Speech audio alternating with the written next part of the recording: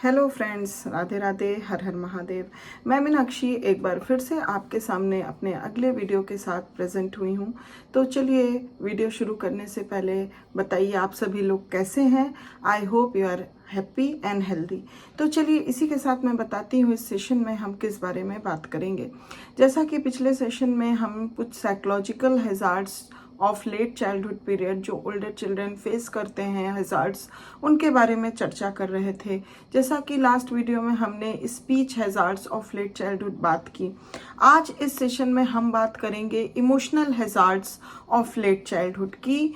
During late childhood period में older children जो हैं किस प्रकार से इमोशनल हैजार्ड्स को फेस करते हैं या वो लेट चाइल्डहुड पीरियड में इमोशनल हैजार्ड्स उनके सामने आते हैं। तो जैसा कि हम जानते हैं इमोशंस हर ह्यूमन बीइंग के अंदर, हर लिविंग बीइंग के अंदर इमोशंस होते हैं, खास करके ह्यूमन बीइंग के अंदर। तो ये जो इमोशंस होते हैं वो हमारे पूरे पर्सनालिटी, हम कह सकते हैं हमारे एडजस्टमेंट, हमारे रिलेशनशिप सबको गाइड करते हैं।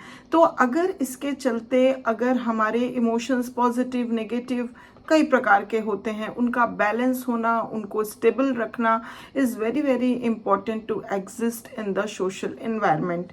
तो जैसा कि हम देखते हैं कि जब बच्चों की बात आती है तो वो बच्चे that are considered immature by both age mates and adults if they continue to show unacceptable patterns of emotional expression. तो जो इमोशंस होते हैं हमारे अंदर वो सही तरीके से, सही पैटर्न से उनका एक्सप्रेशन होना भी बहुत इम्पॉर्टेंट होता है।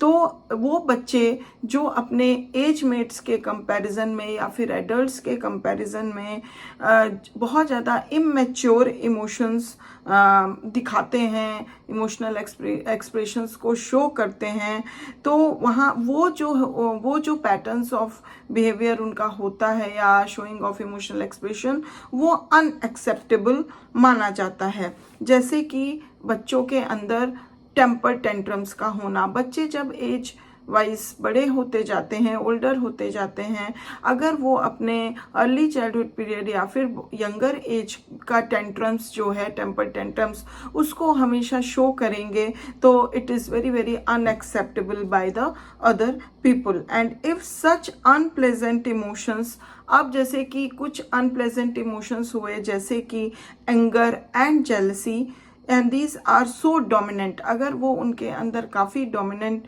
पाया गया कि हर एक बात में वो एंगर आउटबर्स्ट कर रहे हैं या फिर जलसी रख रहे हैं, तो that children are disagreeable and unpleasant to be with.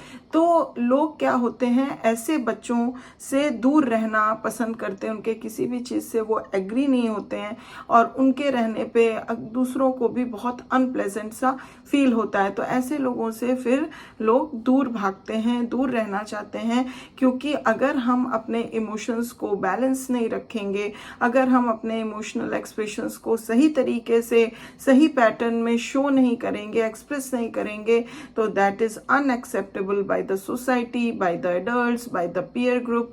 तो वहाँ पे क्या होता है, बच्चों का जो है वो माल एडजस्टमेंट हो जाता है, उनकी कोई फ्रेंडशिप नहीं होती है और कोई उन्हें पसंद नहीं करता है, उनके हर विचारों से लोग डिसएग्री करते हैं।